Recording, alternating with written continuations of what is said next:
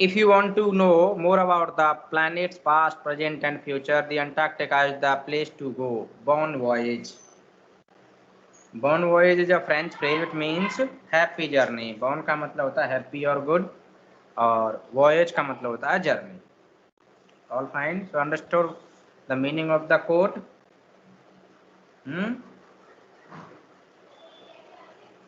Quote का meaning समझ आ गया ना? What does this quote conveys? Early this year, I found myself aboard a Russian research vessel, which I hear. Tishani Doshi, very nice. Early this year, I found myself aboard a Russian research vessel, the Akademik Shokalsky. What is Akademik Shokalsky? Russian vessel. Russian research vessel. Very nice, Muskan. Very good. Heading towards the coldest, driest, windiest continent in the world. Which continent in the world is considered the coldest, driest, and windiest? Antarctica. Antarctica. Wonderful, Antarctica. Because you know Antarctica is at the end of the world. It is completely separated from other world. No human activity and no worldly activity is seen in Antarctica. That is why the narrator has mentioned the title Journey to the End of the Earth.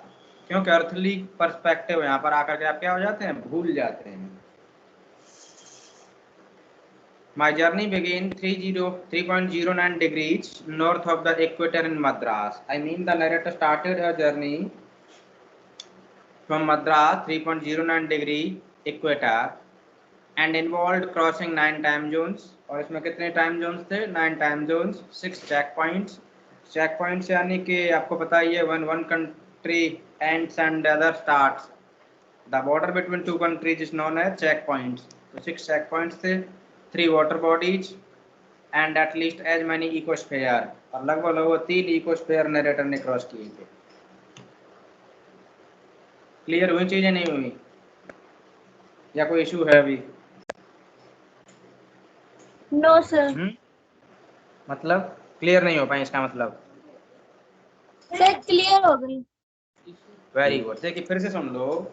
यानी तिशानी दोषी कह रही है कि इस साल के starting में ही मैंने अपने आप को रसिया के एक रिसर्च वेसल अकादमिक सोकाल्स्की में पाया, जो जा रहा था दुनिया के सबसे ठंडे, सबसे सूखे और सबसे हवादार कॉन्टिनेंट अंटार्कटिका की तरफ जा रहा था.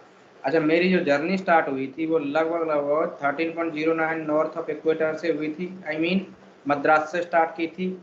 इस जर्नी में यानी कि मद्रास से लेकर के और अंटार्कटिका तक की इस जर्नी में 9 टाइम जोन शामिल थे, 6 चेक पॉइंट शामिल थे और 3 बॉडीज ऑफ वाटर शामिल थी और लगभग 3 ही इकोस्फीयर शामिल थे. ये मतलब निकल सकता है हिंदी में. By the time I actually set foot on the Antarctica continent, I had been traveling over 100 hours in combination of a car, an aeroplane and a ship. देखिए, यानी जिस समय नैरेटर जो है अंटार्कटिका पहुंची थी, तो उस टाइम तक नैरेटर जो 100 आवर्स की जर्नी कर चुकी थी. कितने आवर्स की? 100 आवर्स की ट्रैवल कर चुकी थी, जिसमें आपकी कार की भी जर्नी शामिल थी, एरोप्लेन की भी शामिल थी और क्या नाम है, शिप की भी शामिल थी. So my first emotion on facing Antarctica's expansive white landscape and uninterrupted blue horizon was relief. इसीलिए नैरेटर का जो पहला इमोशन था ना अंटार्कटिका के इतनी बड़ी लैंडस्केप और अनइंटरप्टेड ब्लू होरिजन को देखने के बाद में कैसा था? रिलैक्स्ड था, यानी राहत भरा था. ऑब्वियसली राहत भरा होगा, क्योंकि जब 100 घंटे की जर्नी आप करके जा रहे हो, फिर 100 घंटे की जर्नी करने के बाद में आप एक ऐसी जगह पर कदम रखते हो जो जगह कैसी है, बहुत दूर दूर तक फैली हुई है और आपको सिर्फ और सिर्फ ब्लू होरिजन दिखाई देता है. यानी सारी की सारी चीजें आपको कैसी दिखाई देती? ब्लू दिखाई देती हैं. और एक ऐसी लैंडस्केप देखते हो आप जो कंप्लीटली अनइंटरप्टेड है. कैसी है? अनइंटरप्टेड है. I mean there is no sound, there is no activity, there is no interruption. चारों तरफ जो है शांति और निस्तब्धता छाई हुई है, तो ऑब्वियसली अच्छा लगेगा. Followed up with an immediate and profound wonder. इसके बाद में जो है मैं सरप्राइज हो गई उसको देख करके. किन चीजों को देख करके सरप्राइज हुई? वंडर एट इट्स इमेंसिटी, यानी इसके इतने बड़े होने को लेकर के कितना बड़ा है अंटार्कटिका। इट्स आइसोलेशन, और इसके अकेलेपन को लेकर के। But mainly at how there could ever have been a time, लेकिन जो सबसे ज्यादा जिस चीज ने सरप्राइज किया था वो उस चीज ने सरप्राइज किया था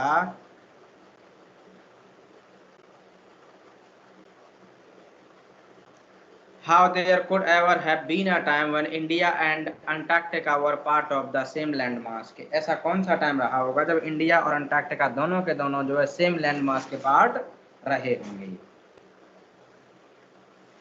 I mean the narrator is talking about the time of Jurassic period when the Gondwana land was existed and India and Antarctica used to be the part of that super and giant continent। उस time की बात कर रही है। समझ आ गई बात, किस टाइम की बात कर रही है नरेटर?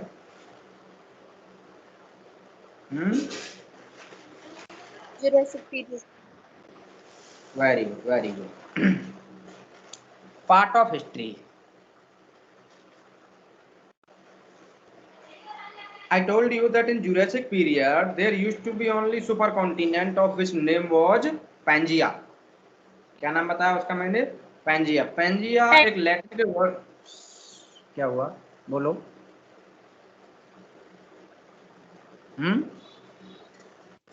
कुछ कह रहे थे मुस्कान?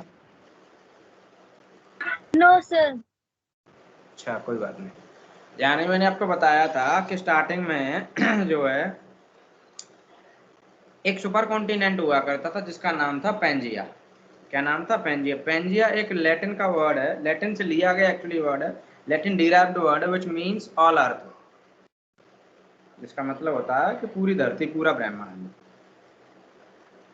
आपको पता है कि अर्थ की जो क्रस्ट है ना, as you know very well that the earth is divided into 3 layer, यानी नीचे वाला जो पोर्शन है ना वो 3 लेयर्स में बांटा गया है, क्रस्ट, मेंटल और कोर में बांटा गया है।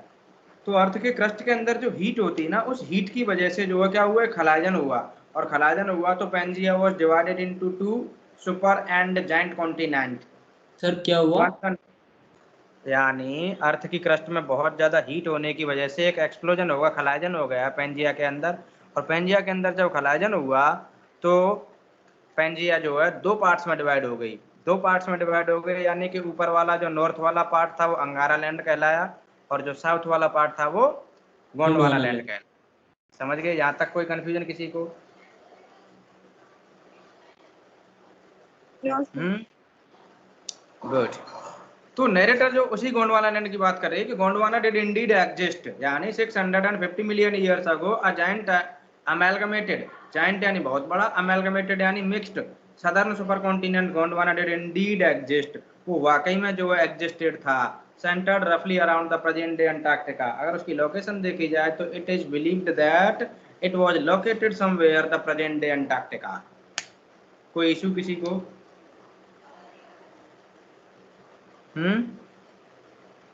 किसी को कोई प्रॉब्लम तो नहीं है? Things were quite different then. Humans hadn't arrived on the globe scene. चीजें बहुत अलग हुआ करती थी उस टाइम पर, इंसान जो है ग्लोब सीन पर आया नहीं था। And the climate was much warmer, बहुत ज्यादा गर्म हुआ करता था, hosting a variety of flora and fauna, और जिस पर जो है फ्लोरा और फोना की एक वैरायटी जो फल फूल रही थी। For 500 years million years, for 500 million years Gondwana thrived, यानी लगभग 500 मिलियन वर्षों तक गोंडवाना जो है फ्लरिश होता रहा। थ्राइव्ड का मतलब होता है फ्लरिश होना, FLOURISH, फ्लरिश होता रहा। But around the time when the dinosaurs were wipe out, लेकिन उस टाइम तक यानी जुरासिक टाइम के बाद में फिर और ज्यादा टाइम बढ़ता चला गया ना, प्लेलियोलिथिक टाइम आ गया था शायद तक, ऐसा मैं आइडिया लगा रहा हूँ, एग्जैक्टली नहीं कह सकता। When the dinosaurs were wiped out and the age of mammal got underway and the age of mammal was under process, the landmass was forced to separate into countries. I mean, once more there was a collision in the Gondwana land, and that Gondwana land was divided into what we see now, the globe. यानी एक इस तरीके के globe में divide हो गया, किस तरीके के कॉन्टिनेंट्स में डिवाइड हो गया जिसे हम आज देखते हैं। Shaping the globe much as we know it today, यानी दुनिया को एक ऐसी शेप दे दी उसने, कॉन्टिनेंटल ड्रिफ्ट थियरी की बात कर रहा हूं मैं, ठीक है। कॉन्टिनेंटल ड्रिफ्ट थियरी के बाद में कुछ ऐसा ग्लोब हमें दिखने लगा जिसे हम आज देखते हैं। आई मीन हम ये कह सकते हैं कि 7 कॉन्टिनेंट्स के रूप में दिखाई देने लगा। To visit Antarctica now is to be a part of that history. यानी अंटार्कटिका को विजिट करना उस हिस्ट्री का ही एक पार्ट है। To get a grasp of where we have come from and where we could possibly be heading. इस बात को भी समझ आ जाएगी, ये बात भी हमारे समझ आ जाएगी कि हमारी ओरिजिन कहाँ से हुई और संभवतः sir yes sir yes may I leave the class? Why? क्या सर? क्यों लीव कर रहे हो? सर क्योंकि आवाज ही नहीं आ रही आपकी, क्या पढ़ा रहे हो, मतलब मैं रिकॉर्डिंग से पढ़ लूंगी। तो आप देख लो जैसा भी आपको सूटेबल लगे, ठीक है। डिस्कनेक्ट होके देख लो आपकी जैसा। वॉइस नहीं आ रही सर। अरे तो मैं कह रहा हूँ डिस्कनेक्ट होके दोबारा कनेक्ट होके देख लो, छोड़ दो क्या मतलब है, छोड़ो। बाकी तो पढ़ने तो डिस्टर्ब मत करो, है प्लीज। चलो, यानी कि to visit Antarctica now is to be a part of that history. उसी हिस्ट्री का पार्ट है अंटार्कटिका को विजिट करना। किस हिस्ट्री का? History of Gondwana, history of Pangaea. To get a grasp of where we have come from and where we could possibly be heading. और ये बात भी हमारे समझ आ जाएगी कि हमारी ओरिजिन कहाँ से हुई और हमारा फ्यूचर कैसा होगा। I mean what will happen in future. It is to understand the significance of Cordilleran folds. यानी कोडलियरियन फोल्ड्स एक तरह की चट्टानें हैं, इनके महत्व को भी समझना है हमको यहाँ जाकर के, कहाँ जाकर के, अंटार्कटिका में जाकर के।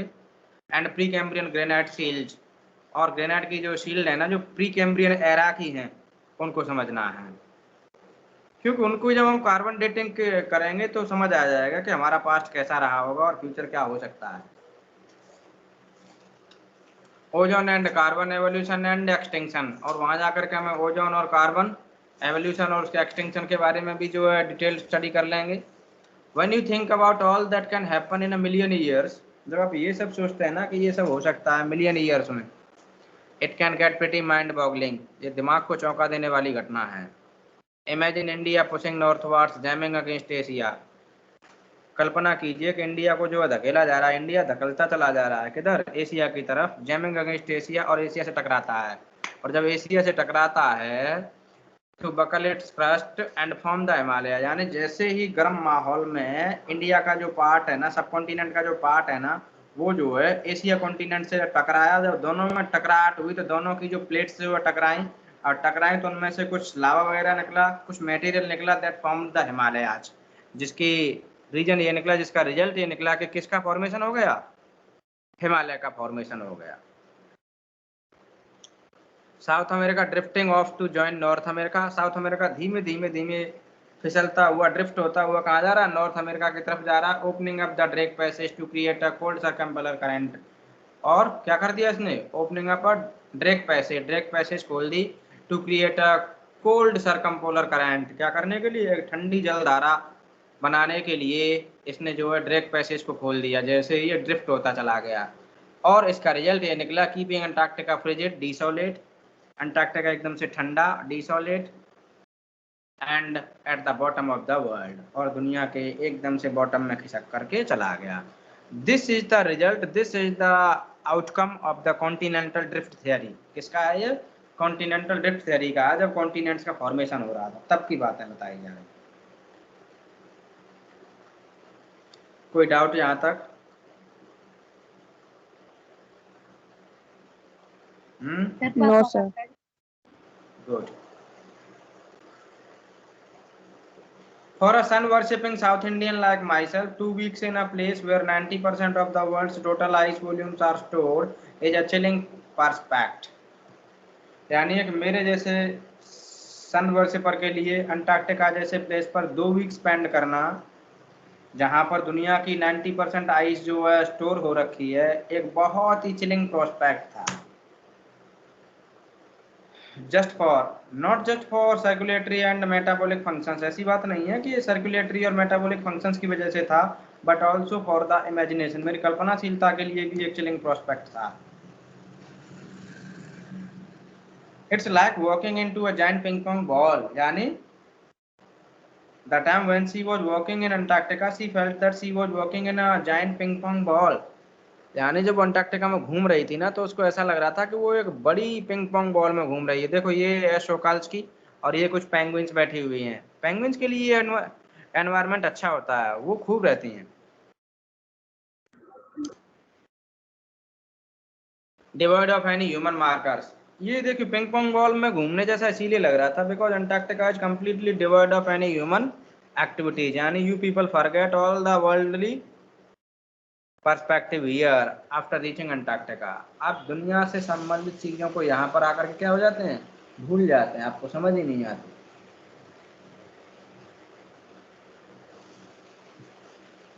नो ट्रीज नो बिलबोर्ड्स, कोई ट्री नहीं, कोई बिलबोर्ड्स नहीं, कोई बिल्डिंग्स नहीं।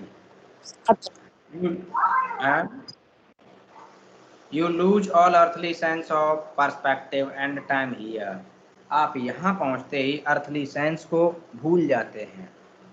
The visual scale ranges from the microscopic to the mighty, यहाँ की जो दिखने वाली चीज़ें हैं ना वो छोटी से लेकर के बड़ी तक चीज़ें हैं। कैसी हैं? द विजुअल स्केल, यानी जो दिखने वाली चीज़ें हैं ना वो ranges from the microscopic to the mighty, यानी छोटी से लेकर के ताकतवर चीज़ें तक अवेलेबल हैं यहाँ पर। क्या क्या चीज़ें हैं उनमें देखिए, midges and mites. Midges and mites are the flies that found in Antarctica, ये वो स्पेशल फ्लाइज हैं, ये वो स्पेशल मक्खी हैं जो कहाँ पर पाई जाती हैं, अंटार्कटिका में पाई जाती हैं। कहाँ पाई जाती हैं बेटा?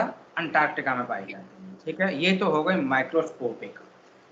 अच्छा, to blue whales and iceberg. अब मैक्रोस्कोपिक देखिए, मैक्रोस्कोपिक में आता है आपके ब्लू व्हेल्स एंड आइसबर्ग, यानी बड़ी बड़ी व्हेल मछलियां और आइसबर्ग, आई मीन चट्टानें। ठीक है, तो ये चीजें हैं जो माइक्रोस्कोपिक से लेकर के और माइटी तक है। एज बिग एज कंट्री, यानी जो आपकी जो आइसबर्ग है ना वो इतनी बड़ी है जितनी कि कोई क्या हो, कंट्री हो। और आज तक का जो रिकॉर्ड मापा गया है ना, वो कितना बड़ा रिकॉर्ड मापा गया है आइसबर्ग का? आइसबर्ग का रिकॉर्ड मापा गया बेल्जियम के। वेरी नाइस, वेल बेल्जियम के जितना मापा गया है। ठीक है,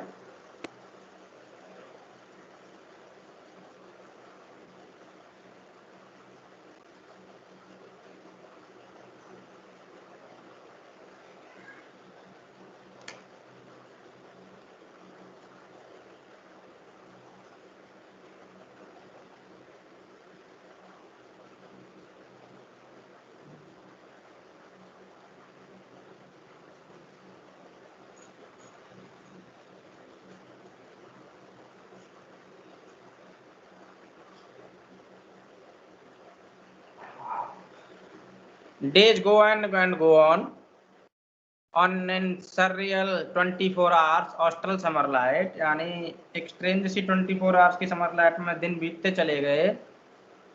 एंड यूबिक्विटस साइलेंस, और सर्वव्याप्त फैली हुई शांति में जो है दिन बीतते चले गए। Uninterrupted only by the occasional avalanche, यानी वो बिल्कुल शांति थी बताई थी, लेकिन interrupted only by the occasional avalanche और कार्विंग आइस शीट, जिसे अकेजनली क्या किया जाता था, डिस्टर्ब किया जाता था। किसके द्वारा?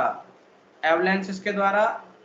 एवलेंसेस और कार्विंग आइस शीट, यानी बर्फ की चट्टानों के ढहने से और चट्टानों के दर दर खिसकने से उसे क्या होता था, डिस्टर्बेंस होता था। कॉन्स्क्रीट्स द प्लेस, वो उसे क्या कर देती थी, कॉन्स्क्रीट्स द प्लेस, यानी इस प्लेस को क्या करती थी, एकदम से प्योर बनाए रखते हैं। It is an emergence that will force you to place yourself in the context of the earth, ये एक ऐसा इमर्जन है जो आपको अर्थ के कॉन्टेक्स्ट में रहने के लिए मजबूर कर देता है। जियोलॉजिकल हिस्ट्री को जानने के लिए मजबूर कर देता है। And for humans the prognosis isn't good, और आपको ये भी पता चलेगा वहां पहुंचने के बाद में कि इंसान के लिए जो पूर्वानुमान है ना वो अच्छे नहीं हैं। कैसे नहीं है? वो अच्छे नहीं हैं। यानी कि जिस तरीके से ग्लोबल टेम्परेचर जो इंक्रीज हो रहा है उस तरीके से अगर देखा जाए तो इंसान के लिए जो पूर्वानुमान है ना वो ठीक नहीं है।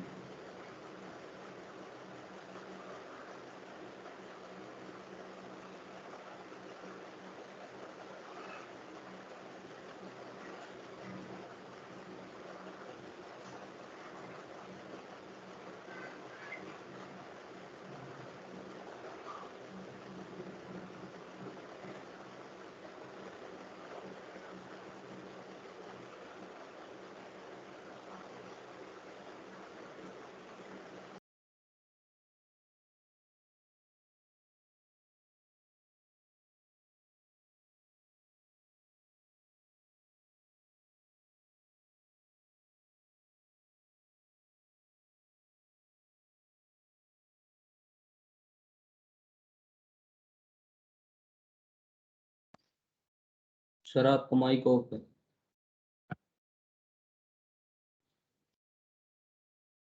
सर आवाज नहीं आ रही, माइक ऑफ आपका।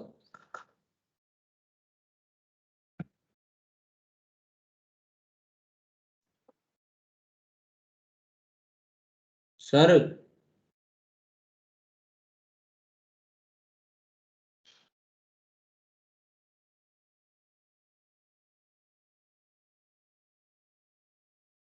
सर माइक ऑन करो।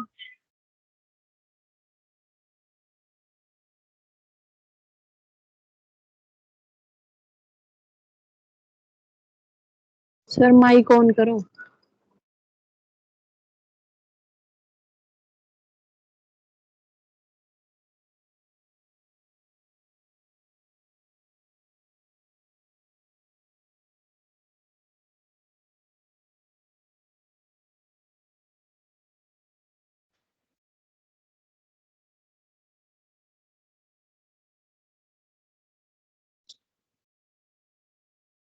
सर हम क्या कह रहे थे, कुछ कह रहे थे क्या?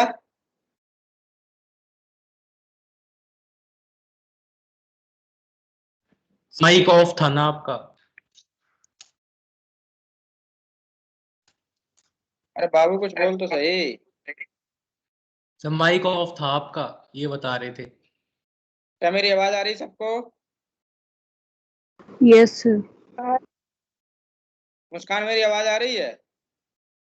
Yes sir.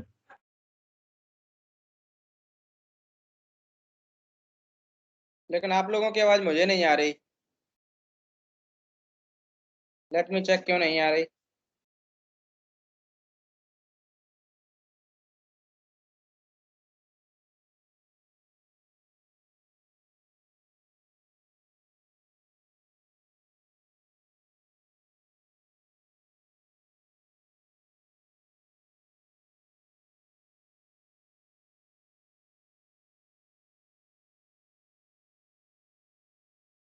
अब बोलो, देखे आती है कि नहीं आपकी आवाज मुझे?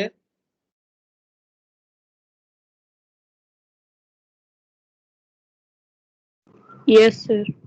हाँ अब सही है, ठीक है ठीक है, वेरी गुड। किसी को अब तक कोई डाउट तो नहीं है?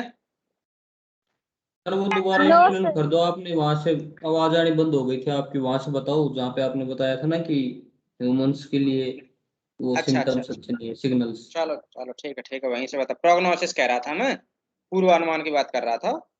आप पूर्वानुमान के यस बाद। सर। Okay very good. यानी वहां जाकर के आपको ये भी पता चलता है कि इंसान के लिए जो प्रोग्नोसिस है ना, जो पूर्वानुमान है ना, जो प्री गेस है ना, वो ठीक नहीं है। यानी when you see the things reaching at Antarctica, I mean seeing the melting glaciers, seeing the avalanche of the iceberg, these things tell you that the prognosis for human being is not good।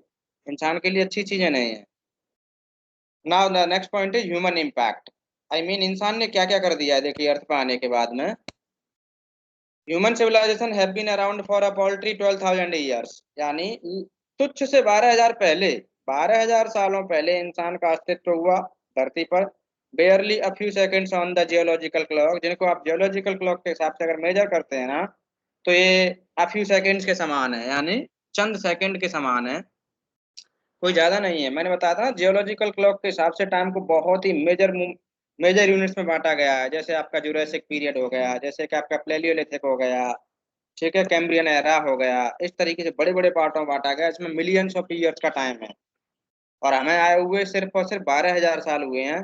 But देखिए, in that short of amount of time, इस छोटे से amount of time में we have manage to create quite a ruckus, हमने क्या कर दिया है, manage to create quite a ruckus. Ruckus का मतलब होता है उथल पुथल, क्या मतलब होता है, उथल पुथल, हमने इतनी रक्कस बना दी। देखिए,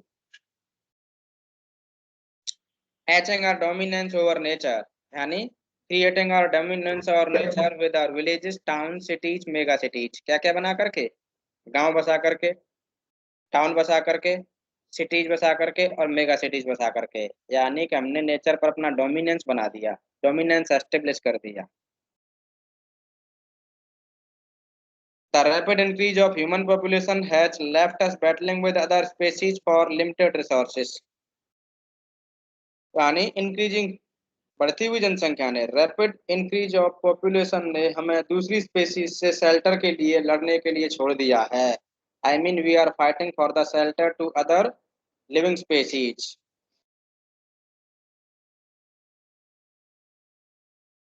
And the unmitigated burning of fossil fuels, unmitigated burning of fossil and fuels has now created a blanket of CO2 around the world, यानी इस अनमिटिगेटेड सी फॉसिल और फ्यूल के यूज ने दुनिया के चारों तरफ क्या क्रिएट कर दिया है, CO2 का एक ब्लैंकेट सा क्रिएट कर दिया है। समझ गए होंगे वाइल सेइंग CO2।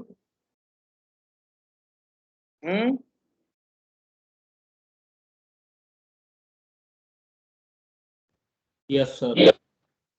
यानी कार्बन डाइऑक्साइड की एक ब्लैंकेट सी क्रिएट कर दी है।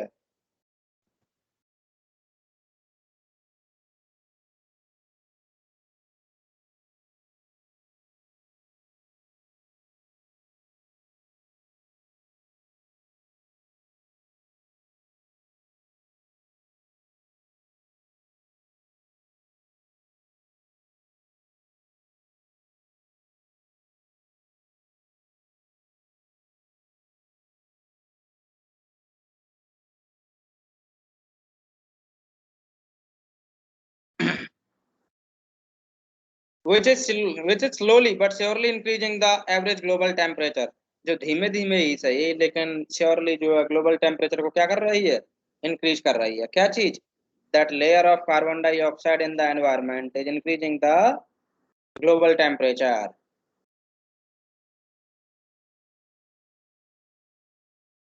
What are the indications for the future humankind? Can you see the question on screen?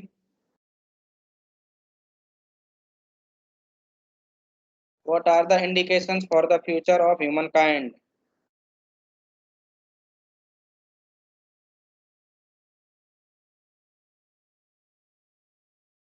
12 possible answers.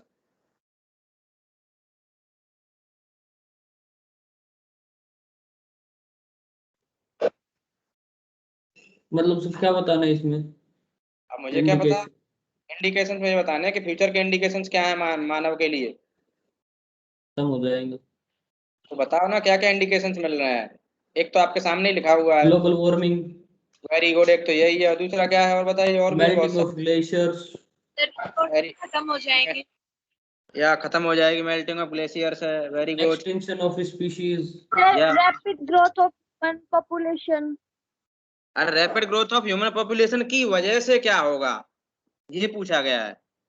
Extinction of other species, very good, extinction of other species. Ecology imbalance होगी कि नहीं होगी, yes sir, ozone depletion होगी कि नहीं होगी, yes sir, food और chain ozone disturb depletion, होगी, और ओजोन डिप्लेशन होगी तो उसकी वजह से जो मरीन लाइफ है ना आपकी, वो क्या हो जाएगी, बर्बाद हो जाएगी।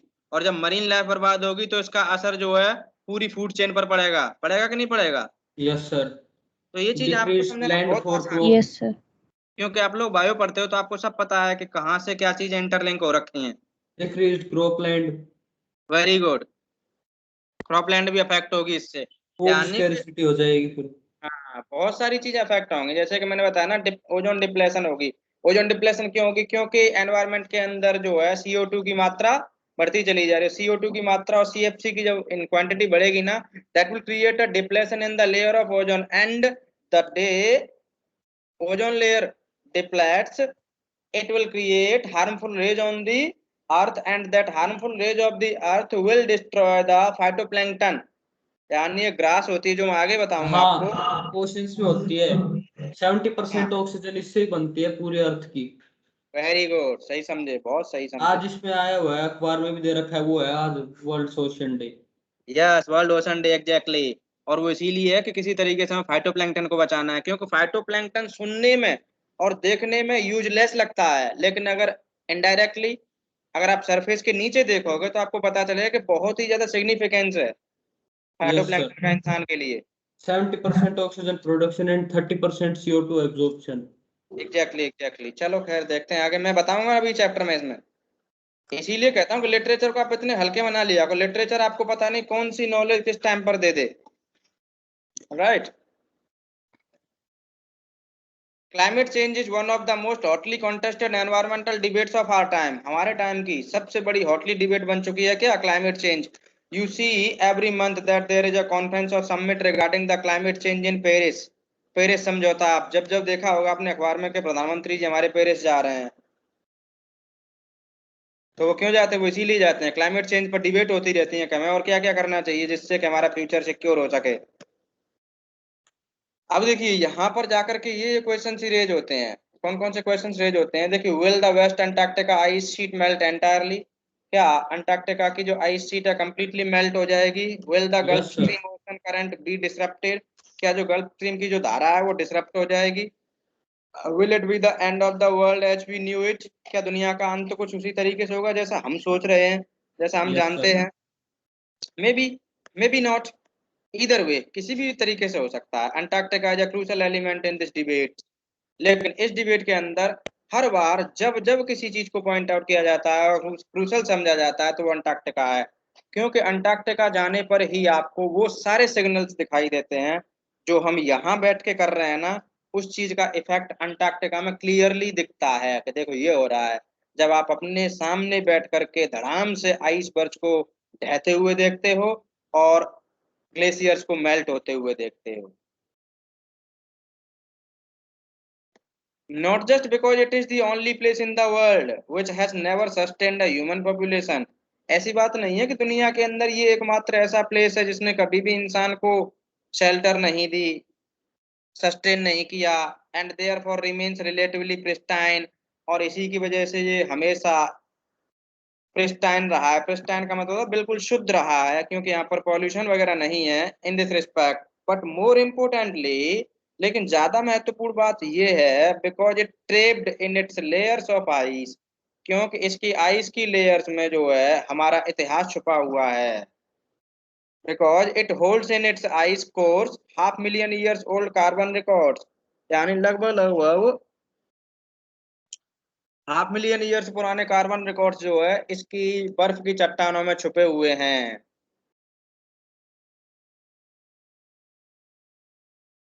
If we want to study and examine the Earth's past, present and future, Antarctica is the best place to go। तो अंटार्कटिका जो सबसे अच्छा प्लेस है। ये क्वेश्चन देखिए कितना शानदार बनेगा यहाँ से।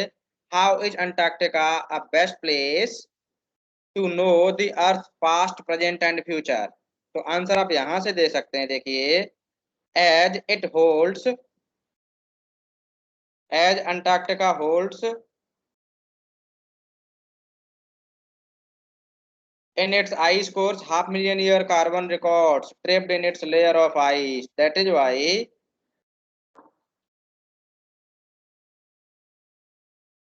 if you want to examine Earth's past, present and future, Antarctica is the best place। क्योंकि इतनी पुरानी चीजें और शायद ही कहीं मिल सकें, क्योंकि इंसान ने सबको क्या कर दिया है, अल्टर कर दिया है, चेंज कर दिया है, सब में कुछ ना कुछ छेड़खानी कर दी है। लेकिन अंटार्कटिका पर अभी भी छेड़खानी चीजों के साथ में नहीं हो पाई है, क्योंकि वहां पर इंसान है ही नहीं। अच्छा। Now see the program that was headed by a Canadian person named Geoff Green। बताया था ना इस प्रोग्राम के बारे में मैंने। और यही वो प्रोग्राम है जिसके थ्रू नरेटर, आई मीन तिसानी दोषी, वेंट टू अंटार्कटिका। यानी अंटार्कटिका गई थी ना, और नहीं तो उसके पिताजी के पास इतना पैसा नहीं था कि डायरेक्टली जो अपना खुद का प्लेन करके बेटा तुम चले जाओ, लो अंटार्कटिका चले जाओ। नहीं, वो इसी प्रोग्राम के तहत गई थी। और इस प्रोग्राम का ही डिस्क्रिप्शन है पूरा, इसीलिए इस चैप्टर को क्या नाम है, ट्रेवल लॉग कहते हैं। स्टूडेंट्स ऑन आइस, यहाँ पर आइस का मतलब है Antarctica, I mean the ice of the Antarctica. The programme I was working with on the Shokalskiy. What is Shokalskiy? What is शोकाल्स्की?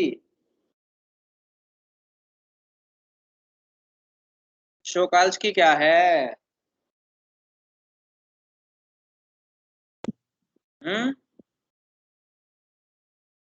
बताइए शोकाल्स्की क्या है। अगर सिंपल क्वेश्चन नहीं आया तो मेरा पढ़ाना बेकार है, ये सोच लो। फटाफट से आंसर दो, शोकाल्स्की क्या है?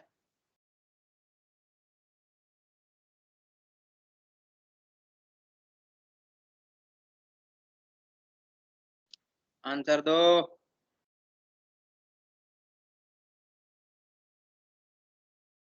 क्या हुआ, क्यों नहीं आंसर दे पा रहे भाई? Either my voice is not audible or you deliberately don't want to answer.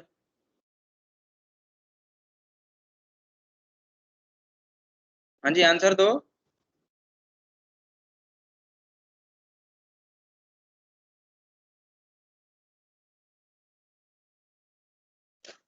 क्या हुआ, क्यों नहीं आंसर? Divya, you answer.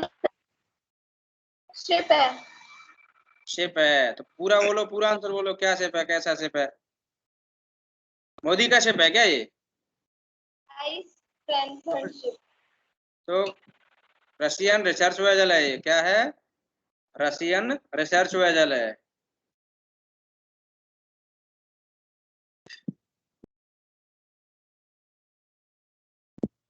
पूरा नाम क्या है इसका?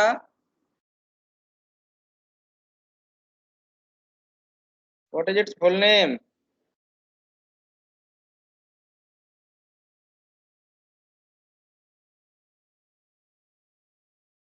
इसका फुल नेम क्या सर है? शोकाल्स। पूरा नाम बताओ मुस्कान, पूरा नहीं बताया अभी भी। सर आपने क्या पूछा, एक बार दोबारा बताना। What is the full name of Shokalskiy? Sir academic Akademik Shokalskiy. Why is it called अकादमिक?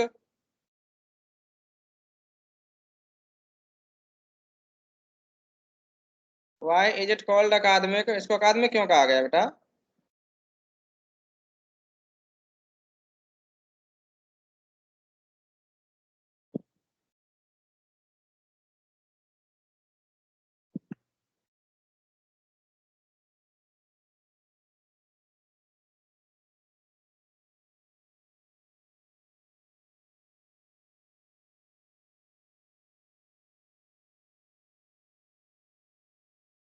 Because its purpose was to cart educated people to Antarctica, क्योंकि इसका एकमात्र उद्देश्य था कि अंटार्कटिका में एजुकेटेड पीपल को लेकर के जाए। That is it is called अकादमिक, इसीलिए इसे क्या कहा गया है?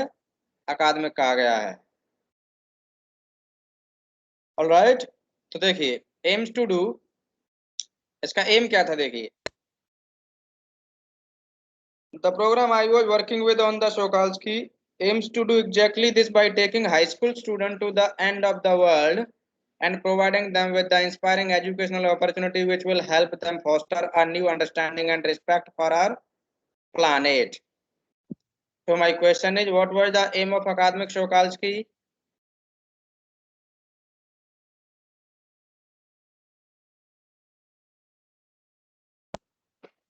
What was the aim of academic Sokalsky?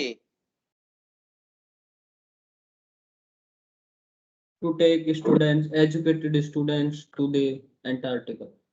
हाँ, अंटार्कटिका, और उसके बाद और To भी तो get चीजें हैं। knowledge. और सो दैट, देखिए ये आंसर देना है आपको। Aims to do exactly this by taking high school student to the end of the world and providing them, ये भी चीज ऐड करनी है।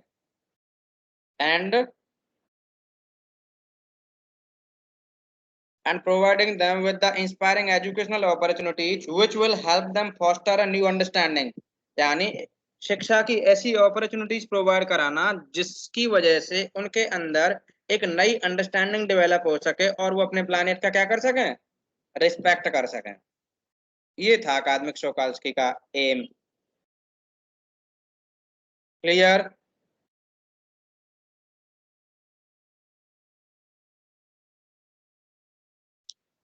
It has been in operation for 6 years now, headed by Canadian Geoff Green। यानी इसका expedition कब से चल रहा था? 6 सालों से चल रहा था। किसने चलाया था इसको? जॉफ ग्रीन ने चलाया था। ये आज से 6 साल पहले शुरू नहीं हुआ था, ये बुक पब्लिश हुई तब से 6 साल पहले शुरू हुआ होगा। आई मीन जब ये चैप्टर लिखा गया होगा ना, तब से भी 6 साल पहले चलाया गया होगा। Who got tired of carting celebrities and retired rich curiosity seekers who could only give back in a limited way। Simple शब्दों में अगर कहा जाए तो ये मतलब है इस चीज का कि जॉफ ग्रीन पहले किसको लेके जाया करता था? सेलिब्रिटीज को लेकर के जाता था, रिटायर्ड रिच पीपल को लेकर के जाता था, और क्यूरियोसिटी सीकर्स को लेकर के जाता था। But later on जॉफ green changed his opinion and he stopped taking such people because these people could give back only in a limited way। I mean कि इन्होंने एनवायरनमेंट के लिए कोई कंट्रीब्यूशन नहीं किया था, इसीलिए जॉफ ग्रीन ने इन लोगों को ले जाना बंद कर दिया। उसने बनाया प्लान कि अब मैं इनके बजाय अगर यंग माइंड्स को लेकर के जाऊंगा, अगर मैं हाई स्कूल स्टूडेंट करके जाऊंगा, तो I think that opportunity will foster a new understanding in them and that will make them passionate towards their planet। अब बोलो क्या कह रहे थे आप? हैं?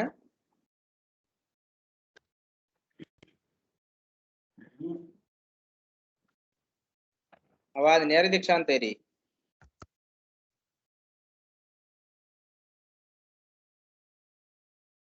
दीक्षांत तेरी आवाज नहीं आ रही, बोल अब बोल दोबारा से। कौन हो गया था गलती? क्या हो गया था? कौन? तेरी आवाज अभी भी नहीं आ रही। खैर कोई बात नहीं, तुम बाद में बात कर लेना है।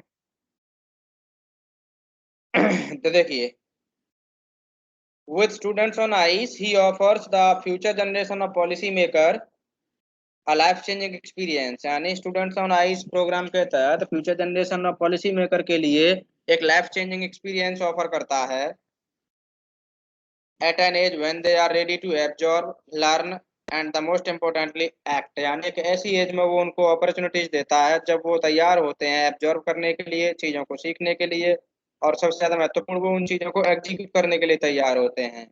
इसीलिए वो जो है future generation of policy maker को जो है अंटार्कटिका की ओर लेकर के जाता है। The reason the program has been so successful is because it's impossible to go anywhere near the South Pole without being affected। यानी इस प्रोग्राम के सक्सेसफुल होने के पीछे ये रीजन था कि सबसे पहली बात तो ये है कि साउथ पोल पर बिना अफेक्ट हुए जाना इम्पॉसिबल सी बात है, लेकिन ये लोग बिना अफेक्ट हुए आसानी से पहुंच गए थे। It is easy to be blessed about polar ice caps melting while sitting in the comfort zone of our respective latitude and longitude। यानी देखिए, अपने कंफर्ट जोन में बैठ करके इन चीज़ों को देखना बड़ा ही आसान लगता है। आई मीन आइसबर्ग को कोलैप्स होते हुए देखना, ग्लेशियर्स को मेल्ट होते हुए देखना काफ़ी कंफर्टेबल और काफ़ी इजी लगता है। लेकिन when you visibly see glaciers retreating and ice shelves collapsing, you begin to realize that the threat of global warming is very real। जब आप अपनी आंखों के सामने आइस शेल्फ्स को ढहते हुए देखते हैं, धड़ाम से गिरते हुए देखते हैं, और ग्लेशियर्स को रिट्रीट होते हुए देखते हैं यानी कि घटते हुए देखते हैं, तब आपको समझ आता है, तब आपको महसूस होता है कि ग्लोबल वार्मिंग का जो थ्रेट है ना, वो सच में कितना वास्तविक है, बहुत ज़्यादा वास्तविक है।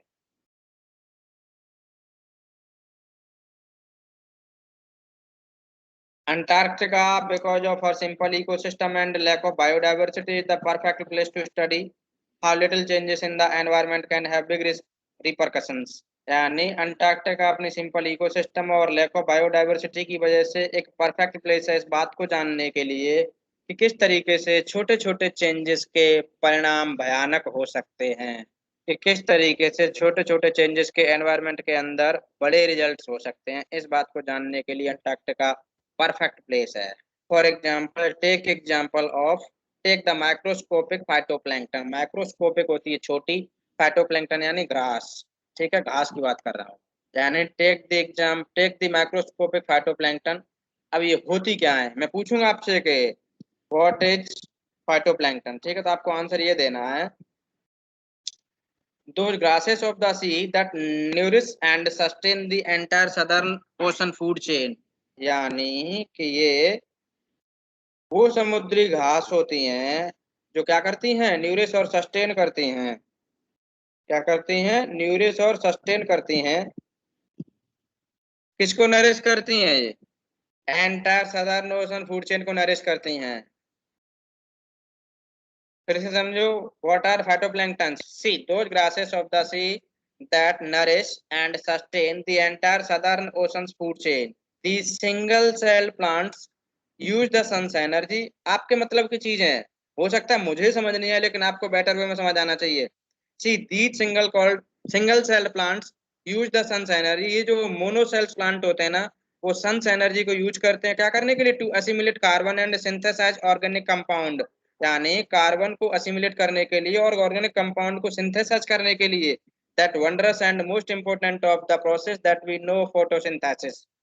यानी जिससे हम क्या किस नाम से जानते हैं, फोटोसिंथेसिस के नाम से जानते हैं। समझ आ गया होगा आई होप, दोबारा और चिल्लाने की जरूरत नहीं है। हाँ, यस समझ आया नहीं आया, आ गया। आ गया, very good. Sakshi, you never answer, only Yogesh answers every time. Very Sakshi, is she present or absent?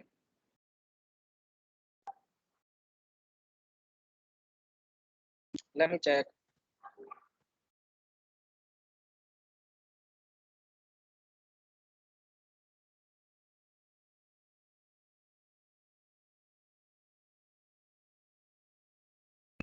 Anjali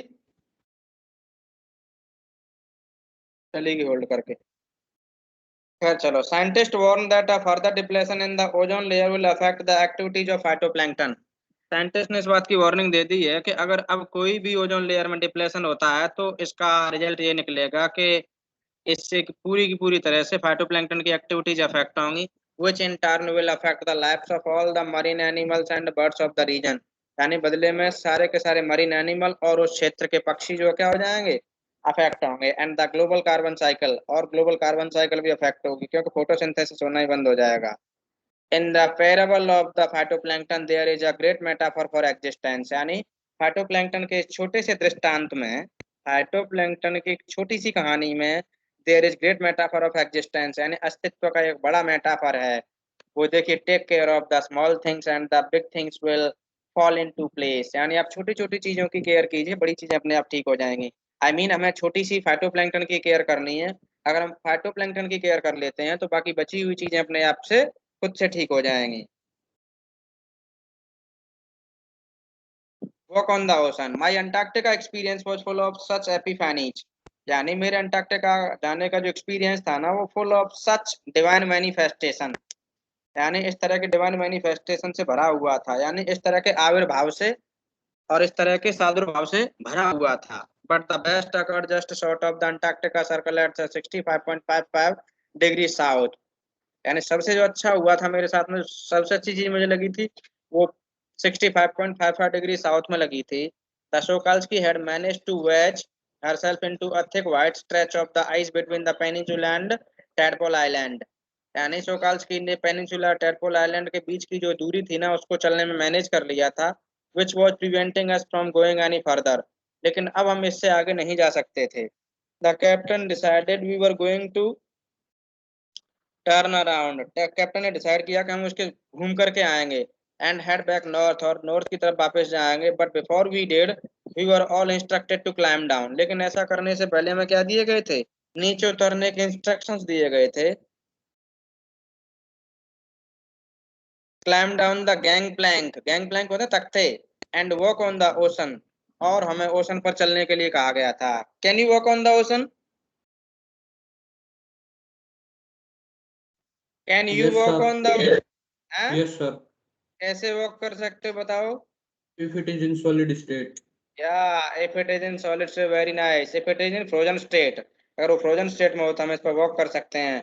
यानी कि अंटार्कटिका का जो ओशन था ना वो फ्रोजन स्टेट में था, इसीलिए नरेटर जो उस पर क्या कर रही थी, वॉक कर रही थी बाकी बच्चों के साथ में।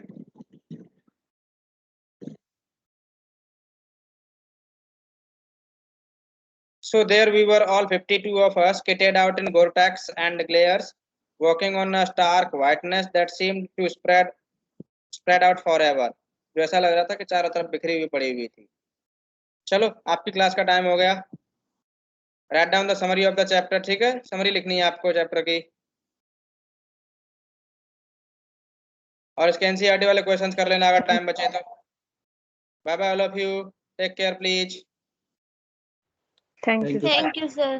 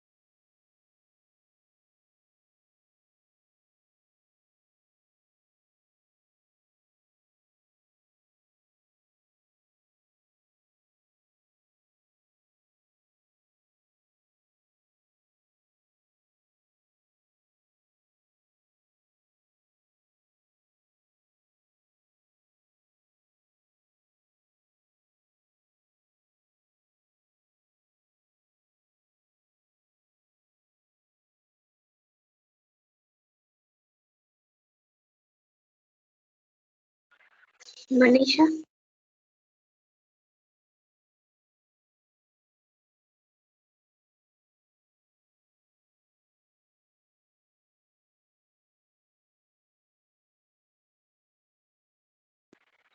अरे बोल।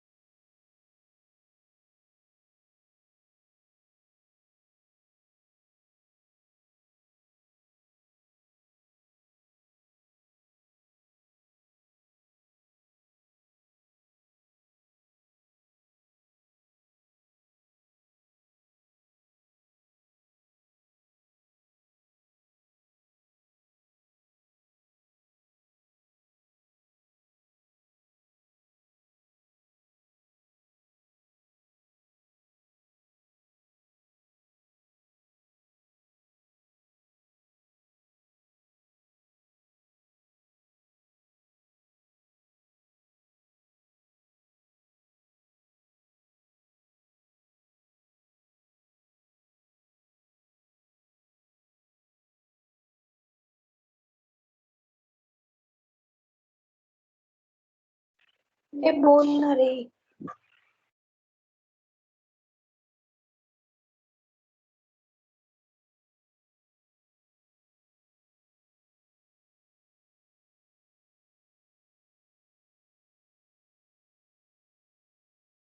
मनीषा